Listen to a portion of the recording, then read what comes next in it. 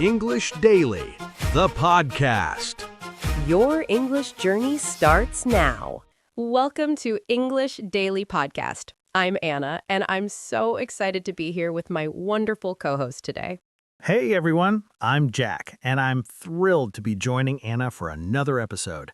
We've got something really special for you today. Absolutely, Jack. We've been getting so many messages from our listeners asking about this exact topic. People really want to sound more natural in their English, right? Exactly.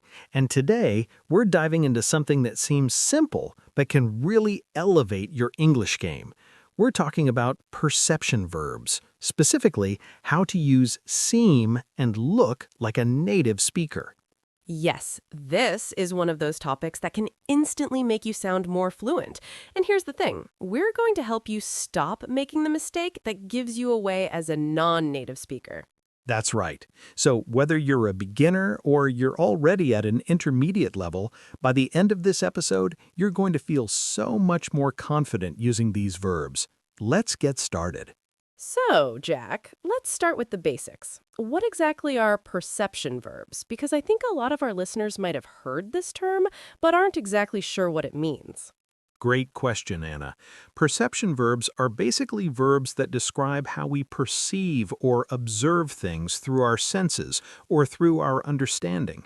And the key thing is, they help us express our observations and impressions about the world around us. Oh, I see. So it's like when we form an opinion or make a judgment about something based on what we see, hear, or sense? Exactly right. And the verbs seem and look are two of the most common perception verbs in English. But here's where it gets interesting. A lot of learners use them interchangeably, and that's where things can go wrong. Wait, so they're not the same? I think that's what confuses a lot of people. They think seem and look can be used in exactly the same way. That's a common misconception. While they both relate to how things appear, they actually work quite differently. And using them incorrectly is one of those mistakes that immediately tells native speakers that you're not a native speaker. Oh no, really? I mean, I've heard learners say things like, it looks like it's going to rain, and it seems like it's going to rain. Are both wrong?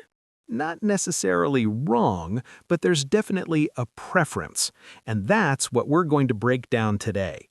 By the way, Anna, do you remember when you first learned about perception verbs? Was there a particular moment that stands out to you? Oh, absolutely. I remember when I was learning English, I used to say, she looks happy all the time. And my teacher would correct me and say, she seems happy. I was so confused. I thought looking and seeming were basically the same thing. I think we've all been there. And the truth is, there's a subtle but important difference.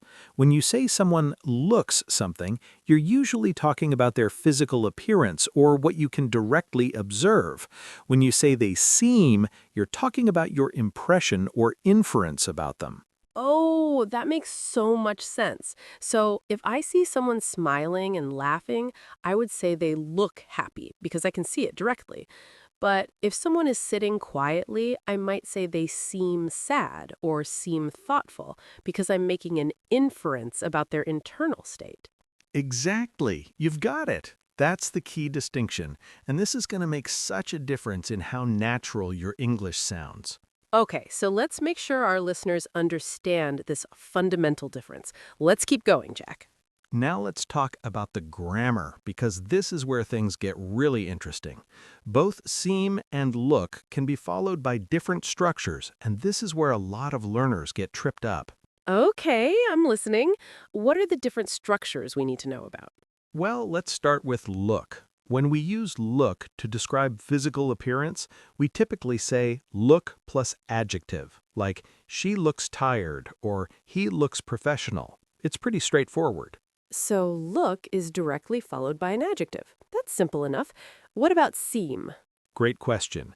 Seem works a bit differently. You can say seem plus adjective too, like she seems tired, but you can also say seem like plus noun or seem like a clause. For example, it seems like it's going to rain, or he seems like a nice guy. Wait, so can we also say look like? Because I think I've heard both. Yes, this is where it gets confusing. You can definitely say look like when you're comparing or describing similarity, like she looks like her mother or that looks like a nice restaurant. But here's the key difference. When you're talking about someone's general appearance or the impression they give, native speakers usually prefer look without like. Can you give us some examples? I want to make sure I understand this correctly. Of course, let's say you meet someone for the first time. You might say, he looks professional. That's about his appearance, the way he's dressed, his demeanor. But if you want to talk about your impression of his personality, you'd say, he seems friendly, or he seems like a friendly person. So, if I'm watching someone and I can see they're tired from their face and eyes, I say they look tired. But if I'm just getting a feeling that something is wrong, I say they seem upset. Perfect.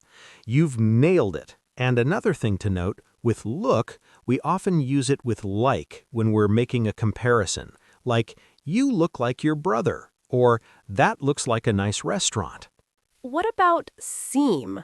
Can we use seem like in the same way? Yes, but with a slight difference in meaning. Seem like suggests that you're making a judgment or inference based on evidence, like, he seems like he's not feeling well. You're inferring this from something you've observed. So it's kind of like seem is about what you think or infer, while look is about what you directly see or observe. Is that right? That's a great way to put it, and this is exactly the distinction that will make your English sound so much more natural. Now, Anna, do you have any personal examples of times when you had to correct yourself? Oh, so many. I remember when I was working at an international company, I was in a meeting and I said, "This project looks like it's going to be successful." And my colleague, who's American, gently corrected me and said, "This project seems like it's going to be successful." At first, I didn't understand why, but now I get it. I was making an inference about the future, not describing what I was literally seeing. That's such a good example. And you know what? That kind of correction is a gift. It helps you understand the nuance. And now you're going to help our listeners avoid that same mistake. Absolutely. Let's keep going, Jack. There's so much more to cover. Okay, let's talk about the mistakes. And Anna, I'm sure you've heard some classic ones over the years, right? Oh, absolutely. One of the most common mistakes I hear is when learners say, "I seem tired," instead of "I look tired." They think they're interchangeable, but they're really not. That's a perfect example, and here's why it sounds off to native speakers. When you talk about your own appearance in that moment, you use look. I look tired means I appear tired. It's about how you look physically. But I seem tired sounds like you're making an inference about yourself, which is a bit odd. So, if I want to describe how I look in the morning before I've had my coffee, I should say I look terrible in the morning. Exactly. Or, I look exhausted after that workout. You're describing your physical appearance or state. What about another common mistake? I'm sure there are more. Yes. Another big one is using look when you should use seem. Like learners often say, the movie looks interesting, when they actually mean they're making a judgment or inference about it. Wait, why is that wrong? Because I can see the movie, right? I'm watching it with my eyes. That's a great question. Here's the thing. When you're describing your impression or judgment about something, especially something abstract or something you're inferring, seem is more natural. Like, the movie seems interesting. You're giving your impression. The movie looks interesting. This could mean it appears visually interesting, but it's a bit awkward in most contexts. So, if I'm looking at a menu and I see the pictures of the food, I might say those dishes look delicious because I'm seeing them directly. But if someone asks me about a movie I've watched, I would say the movie seems interesting to give my impression. Absolutely brilliant. You've got the hang of it now. And here's another common mistake. Learners sometimes forget to add like when they need it with look. What do you mean? Can you give us an example? Sure. Think about when you want to compare something. You might say, she looks her mother. That's incorrect. The correct way is, she looks like her mother. the like is essential when you're making a comparison. Oh, that's such an important point. So it's you look like your father, not you look your father. Got it. And one more mistake to mention, the confusion between look like and seem like. Both can be used for comparisons and impressions, but there's a preference. For physical similarity, use look like. For impressions or inferences, use seem like. So to recap, avoid saying I seem tired when you mean I look tired. Use look like for physical comparisons. Use seem for impressions and inferences.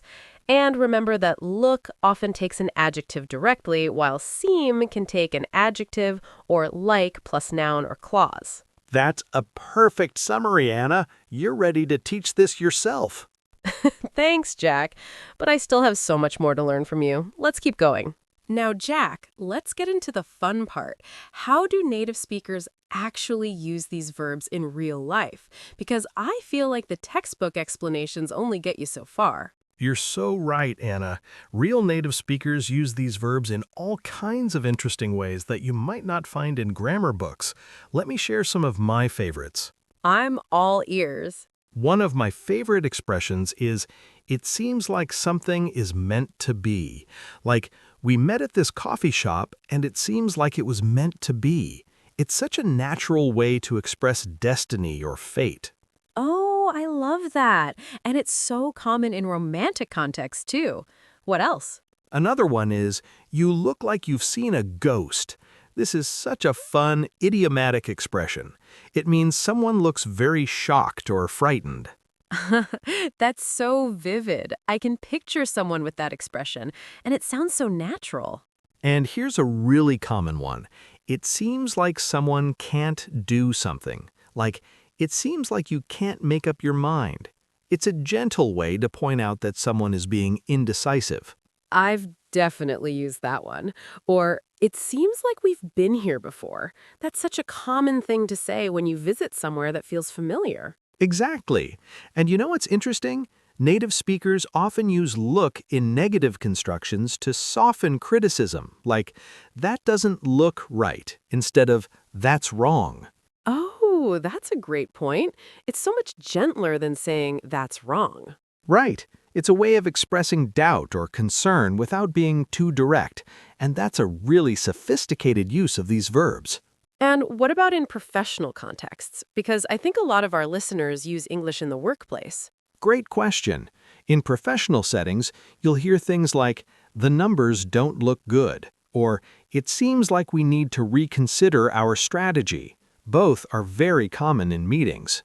So it's not just about casual conversation. These verbs are essential in professional English, too.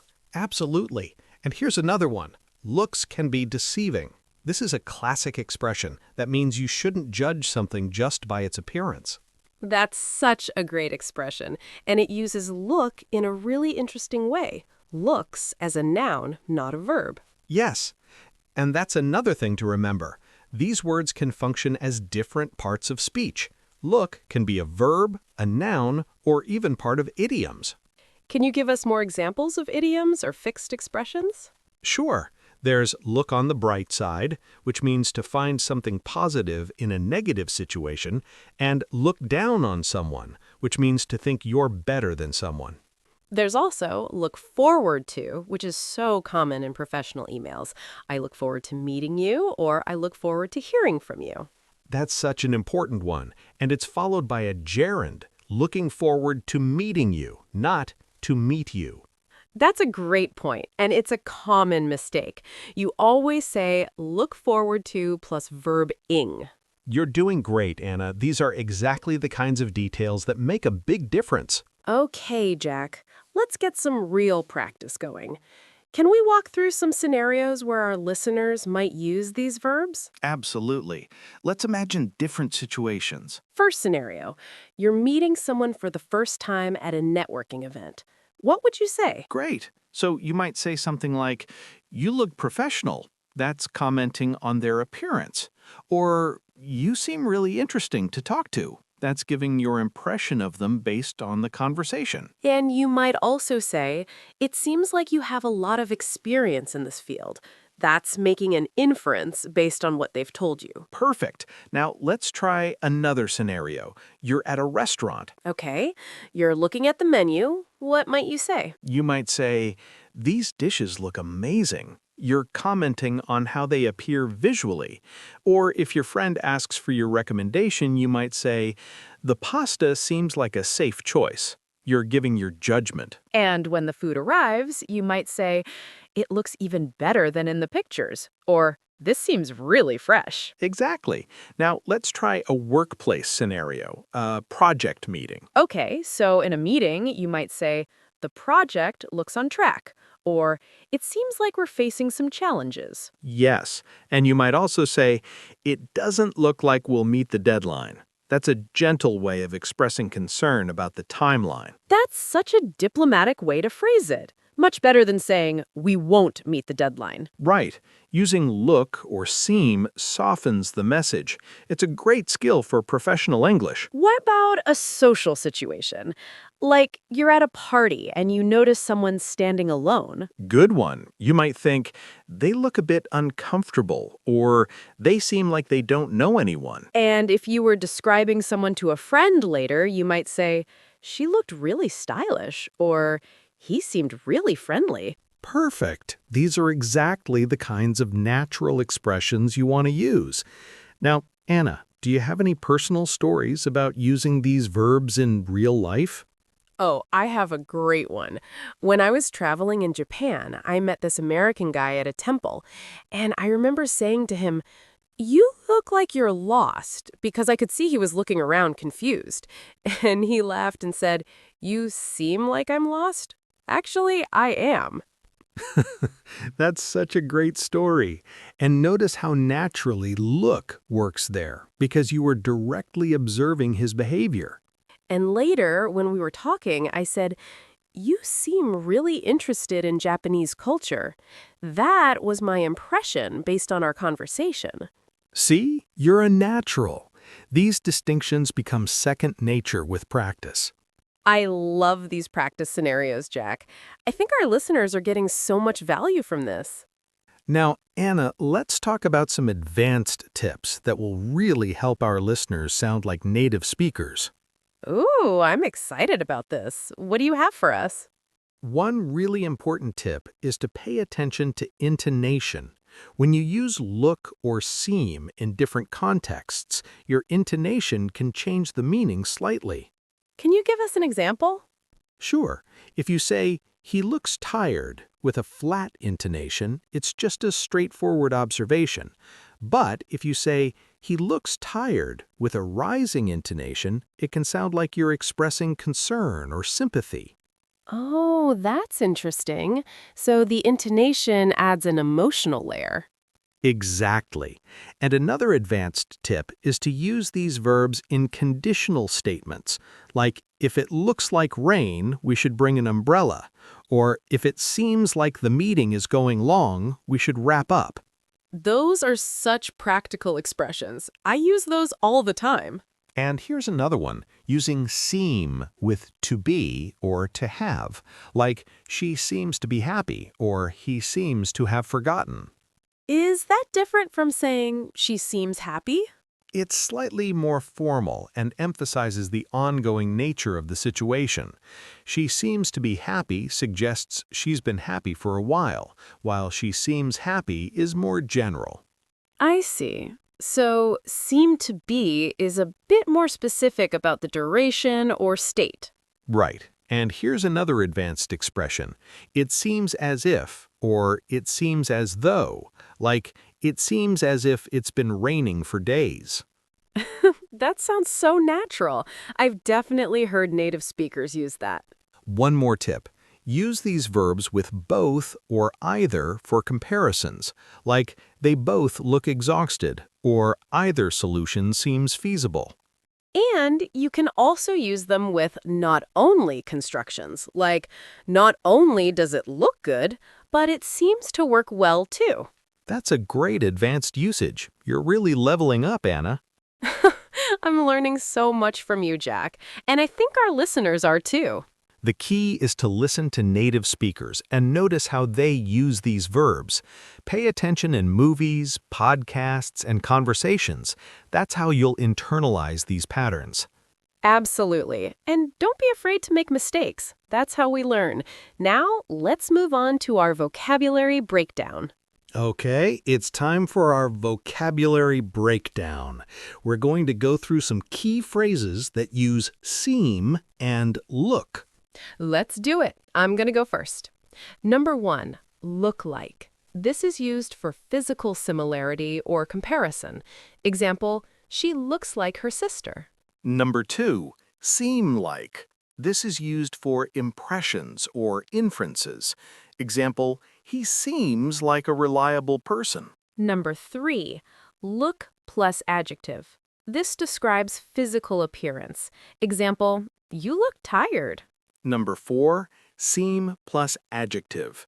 This describes an impression. Example, the situation seems difficult. Number 5, seem to be. This is a more formal way to express impressions. Example, she seems to be the best candidate. Number 6, it seems like.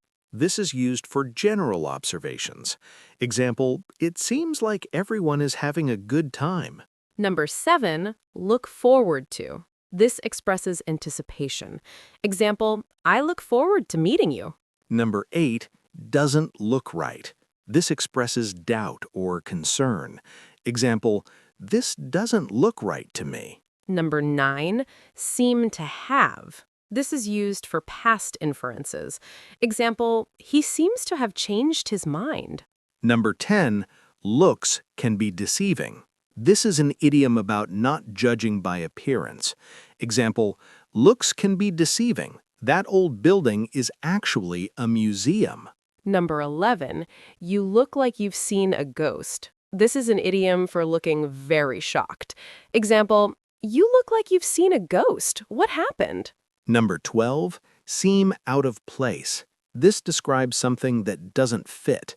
Example, he seems out of place at this formal event. Number 13, look on the bright side. This is an idiom for finding positives. Example, look on the bright side. At least you learned something new. Number 14, seem like a dream come true. This expresses something wonderful. Example, this opportunity seems like a dream come true. Number 15, it seems that. This is used for general observations. Example, it seems that the weather is getting worse. Number 16, look the part. This means appearing suitable. Example, she really looks the part in that outfit. Number 17, seem to fit. This describes compatibility. Example, we seem to fit really well together. Number 18, look good on paper. This means something seems viable based on plans. Example, the plan looks good on paper, but let's see how it works in practice. Number 19, seem a bit off. This expresses that something feels wrong. Example, something seems a bit off about this situation. Number 20, look someone in the eye. This means to face someone directly. Example, I couldn't look him in the eye after what happened. Wow, we covered 20 key phrases. That's a lot of great vocabulary for our listeners. And these are just the beginning. The more you listen and practice, the more you'll add to this list. Now it's time for our reflection questions. Jack, let's go through these together and encourage our listeners to think about their own experiences. Sounds great. Let's start. Question 1. Can you think of a time when you used look, but you should have used seem, or vice versa? What happened? Question 2. How would you describe the physical appearance of someone you know well using look? Try to use an adjective. Question 3. How would you describe the impression of a recent movie or book using seem? What impression did it give you? Question 4. In your native language, are there similar verbs that distinguish between direct observation and inference? How are they similar or different? Question 5. Think of a common expression in your industry or field that uses seem or look. How would you translate it? Question 6. When someone says, "You look tired," what's the difference between that and "you seem tired"? How would you feel hearing each? Question 7. Can you think of a situation where using seem instead of look would make your English sound more natural? What would you say? Question 8. What's one new expression from today's episode that you want to start using in your English conversations? Question 9. How might you use seem like or look like in your next English conversation? Give us an example sentence. Question 10. What other perception verbs in English are you curious about? Is there a pair that confuses you? Take your time with these questions. There's no rush. And remember, the more you think about these distinctions, the more natural they'll become. Wow, Jack, this has been such an incredible episode. We've covered so much today, and I feel like our listeners are going to benefit so much from all this information. Absolutely, Anna. And I want to thank all of you for listening. You've been such an amazing audience. So let's quickly recap what we learned today. We talked about the fundamental difference between seem and look, that look is about physical appearance or direct observation, while seem is about impressions or inferences. We explored the different grammatical structures, how look is followed directly by adjectives, while seem can take adjectives or like plus noun or clause. We discussed common mistakes and how to avoid them, like using "I seem tired" instead of "I look tired," or forgetting "like" in comparisons. We learned native expressions and natural usage from "you look like you've seen a ghost" to "looks can be deceiving." We practiced with real-life scenarios, networking events, restaurants, workplace meetings, and social situations. And we covered advanced tips like using intonation to add emotional layers and using seem to be for more formal contexts. And of course, we gave you 20 key phrases to add to your vocabulary. That's a lot of new expressions to practice. Now it's your turn. We challenge you to pay attention to how native speakers use seem and look in movies, podcasts, and conversations. Notice the patterns. Practice in your own English, and don't be afraid to make mistakes. That's how we grow. And if you found this episode helpful, please share it with a friend who is also learning English. Word of mouth helps us grow, and we want to help as many people as possible. Remember, the difference between sounding like a beginner and sounding like a native speaker is often in these small details. So keep practicing, keep listening, and keep speaking. This is Anna saying thanks for joining us on English Daily Podcast. And this is Jack. We'll see you in the next episode. Keep up the great work, everyone. Bye for now. Take care. Your learning journey doesn't stop here. Keep improving your English. Click the next video or explore more episodes we've picked just for you. See you in the next lesson.